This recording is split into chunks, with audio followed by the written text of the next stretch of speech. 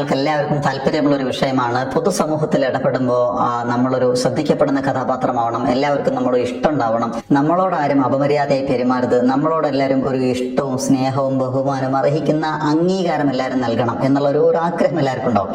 എന്ന് പറഞ്ഞാൽ നല്ലൊരു വ്യക്തിത്വം ആവണം എന്ന് എല്ലാവർക്കും താല്പര്യമുണ്ട്. ആളുകൾ ചോദിക്കുക അങ്ങനെ തന്നെയാണ്, നല്ല പേഴ്സണാലിറ്റി എങ്ങനെ ഡെവലപ്പ് ചെയ്യാം. ഈ പേഴ്സണാലിറ്റിയെ കുറിച്ചൊന്നും ഒരു വീഡിയോയിൽ പറയുന്നതിനേക്കാൾ ഏറെ നമ്മൾ മനസ്സിലാക്കണം. പക്ഷെ മൊത്തത്തിൽ ഒരു അട്രാക്റ്റീവ് പേഴ്സണാലിറ്റി, ഒരു ചാമിങ് പേഴ്സണാലിറ്റിയായി മാറാനുള്ള വഴികൾ എന്താണെന്നുള്ളതാണ് നമ്മൾ ആലോചിക്കുന്നത്. പുതിയ ഒരു ആൾക്കൂട്ടത്തിൽ അല്ലെങ്കിൽ നമ്മൾ ജോലി ചെയ്യുന്ന സ്ഥലത്ത്, നമ്മൾ പഠിക്കുന്ന സ്ഥലത്ത്, നമ്മൾ ഇടപെടുന്ന സ്ഥലത്ത് നമുക്കൊരു അട്രാക്റ്റീവ് പേഴ്സണാലിറ്റി, സെന്റർ ഓഫ് അട്രാക്ഷനായി മാറണം എന്ന ആഗ്രഹമുണ്ടെങ്കിൽ ഈ വീഡിയോ നിർബന്ധമായിട്ടും കാണുക. എല്ലാവർക്കും സ്വാഗതം. നിങ്ങൾ ഈ ചാനലിന് ആദ്യമായിട്ടാണ് വീഡിയോ കാണുന്നതെങ്കിൽ താഴെ സബ്സ്ക്രൈബ് ബട്ടൺ ക്ലിക്ക് ചെയ്യാൻ മറക്കണ്ട. തൊട്ടടുത്ത ബെൽ ഐക്കൺ കൂടി എനേബിൾ ചെയ്ത് വെക്കുക. എന്തായാലും നമുക്ക് വീഡിയോയിലേക്ക് പ്രവേശിക്കാം. അപ്പൊ നമുക്ക് ആൾക്കൂട്ടത്തിൽ ഇടപെടുമ്പോൾ വേണ്ട പ്രധാനപ്പെട്ട ക്വാളിറ്റിയിൽ നല്ല അട്രാക്റ്റീവ് പേഴ്സണാലിറ്റി ആയി മാറണമെന്ന് ആഗ്രഹമുണ്ടെങ്കിൽ അത് ഒന്നാമത്തെ കാര്യം എന്ന് പറയുന്നത് സത്യം പറഞ്ഞാൽ ഒരു അപ്രോച്ചബിലിറ്റിയാണ്.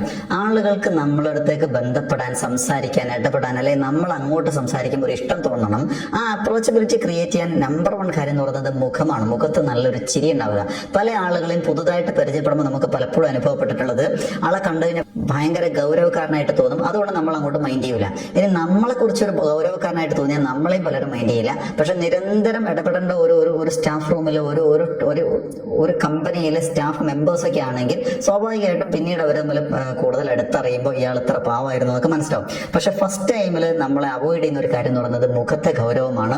അപ്പൊ ഗൗരവം ഒഴിവാക്കിയിട്ട് എപ്പോഴും ചിരിക്കാൻ ശ്രമിക്കുക, ഒരു സ്മൈലിംഗ് ഫേസ് ആയി മാറ്റുക എന്നുള്ളതാണ് അപ്രോച്ചബിലിറ്റിയിൽ നമ്മൾ ഏറ്റവും ശ്രദ്ധിക്കേണ്ടത്.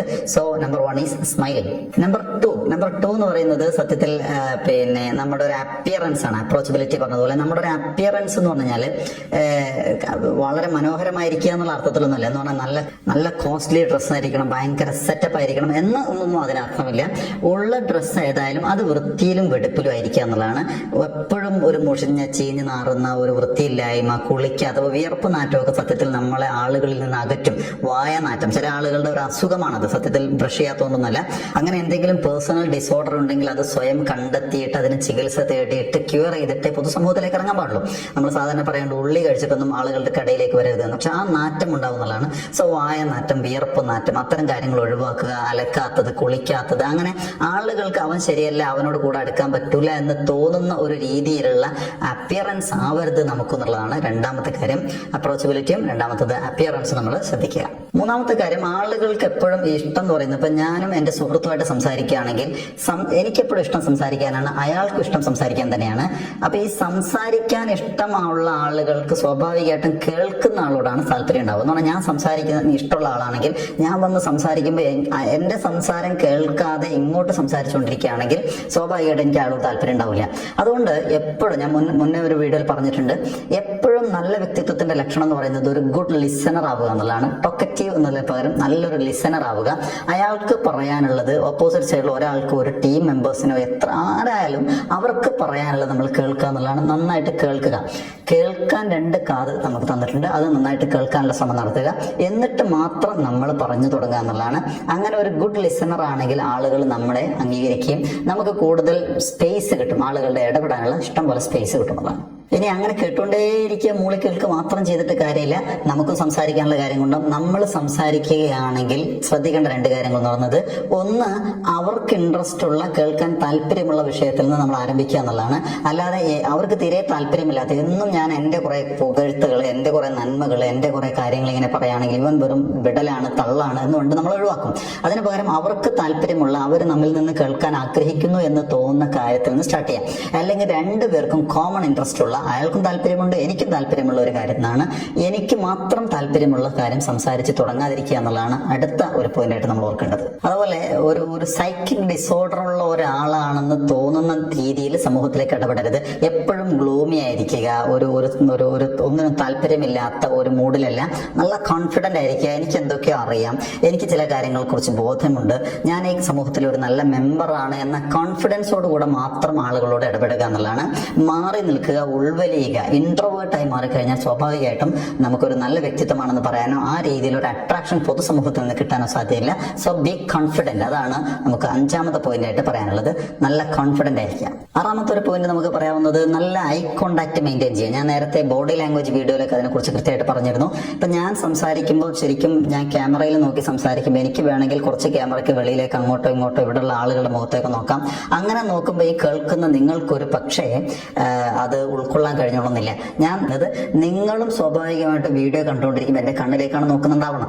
അങ്ങനെ കണ്ണിൽ നോക്കി സംസാരിക്കാൻ കഴിയുമ്പോൾ അവർക്കിടയിലുള്ള റാപ്പ് പെട്ടെന്ന് ബിൽഡ് ചെയ്യാൻ പറ്റുന്നതാണ്. സോ ഇന്റിമസി ക്രിയേറ്റ് ചെയ്യാനും അട്രാക്ഷൻ കൂട്ടാനും എപ്പോഴും ഐ കോണ്ടാക്ട് മെയിൻറ്റെയിൻ ചെയ്യാം. പക്ഷെ ആ കാര്യത്തിൽ പലപ്പോഴും ഡിസ്കഷൻ വന്നിട്ടുള്ള ഒരു കാര്യം എന്ന് പറയുന്നത് അങ്ങനെ കണ്ണിൽ തന്നെ നോക്കി നിൽക്കാൻ പറ്റുമെന്നുള്ളതാണ്. കണ്ണിൽ തന്നെ നോക്കി നിൽക്കുക എന്ന് പറയുന്നത് ഒരു തുറച്ചുനോട്ടത്തിന്റെ ഭാഗമായി മാറും.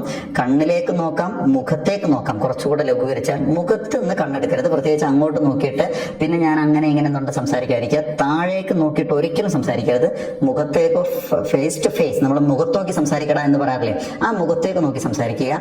പ്രത്യേകിച്ച് പുതിയ കാലത്ത് നമുക്ക് ചെയ്യാവുന്ന ഒരു കാര്യം എന്ന് പറയുന്നത് ഈ മൊബൈൽ വലിയൊരു വില്ലനാണ്. നമ്മളോട് ഒരാൾ സീരിയസ് ആയിട്ട് സംസാരിക്കുമ്പോൾ ഉടനെ എനിക്കൊരു വാട്സപ്പ് മെസ്സേജ് വരുന്നു, ഞാൻ അത് നോക്കുന്നു. ആ വാട്സപ്പ് നോക്കിക്കൊണ്ട് സംസാരിക്കുക എന്ന് പറയുന്നത് തെറ്റായ രീതിയാണ്. അപ്പൊ നമ്മളോട് താല്പര്യം ഉണ്ടാവില്ല. നമ്മൾ സംസാരിക്കുന്ന കാര്യം കേൾക്കാൻ അയാൾക്ക് താല്പര്യമില്ല എന്ന് ബോധ്യപ്പെടുന്നു. അതുകൊണ്ട് മൊബൈൽ ഒഴിവാക്കിയിട്ടുള്ള ഒരു ഇന്റിമസിയാണ് എപ്പോഴും ക്രിയേറ്റ് ചെയ്യേണ്ടത്. എന്ന് വിചാരിച്ചാൽ ആളുകളുടെ കൂടെ കൂടുമ്പോൾ മൊബൈൽ ഉപയോഗിക്കരുതെന്നല്ല. മൊബൈൽ അവരെ ഉപയോഗിക്കുന്നു, നമ്മൾ ഉപയോഗിക്കുന്നു, നമ്മുടെ കോമൺ ടോക്ക് കഴിഞ്ഞ് കഴിഞ്ഞാൽ സ്വാഭാവികമായിട്ട് ഉപയോഗിക്കാം. പ്രധാനപ്പെട്ട ഒരു ഇഷ്യൂ സംസാരിക്കുമ്പോൾ അവരെ മൈൻഡ് ചെയ്യാതിരിക്കുക എന്നുള്ളത് ഒരിക്കലും നമുക്ക് ഭൂഷണമല്ല. അതുപോലെ വേറെ ഒരു പോയിന്റ് നമുക്ക് പറയാവുന്ന, സത്യത്തിൽ നമ്മൾ ഇടപെടുന്ന ആളുകളോട് എപ്പോഴും നമ്മൾ എംപതറ്റിക് ആയിരിക്കുക, സിമ്പതറ്റിക് അല്ല. സിമ്പതി ആവാം, പക്ഷെ എംപതറ്റിക് ആവുക എന്ന് പറഞ്ഞാൽ അവരുടെ ഫീലിംഗ് നമ്മൾ ഉൾക്കൊള്ളാൻ കഴിയുക എന്നുള്ളതാണ്.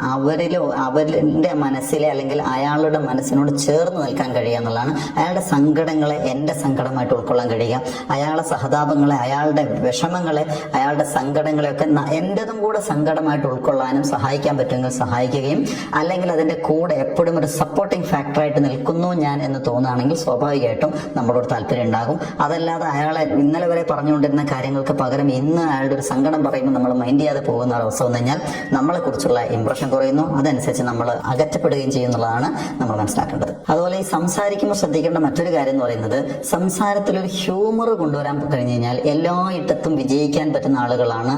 ആവശ്യമുള്ള, അതായത് 90% സ്ഥലത്ത് നമുക്ക് ഹ്യൂമറിന് വിലയുണ്ട്. ഒരു 10% സ്ഥലങ്ങളുണ്ട്, ഇപ്പം മരണ വീടടക്കമുള്ള പ്രാർത്ഥനാലയങ്ങൾ അടക്കമുള്ള അങ്ങനെ ചില സ്ഥലങ്ങളിൽ മാത്രം ഒരു പക്ഷേ ഹ്യൂമറിന് വലിയ സ്കോപ്പ് ഉണ്ടാവില്ല.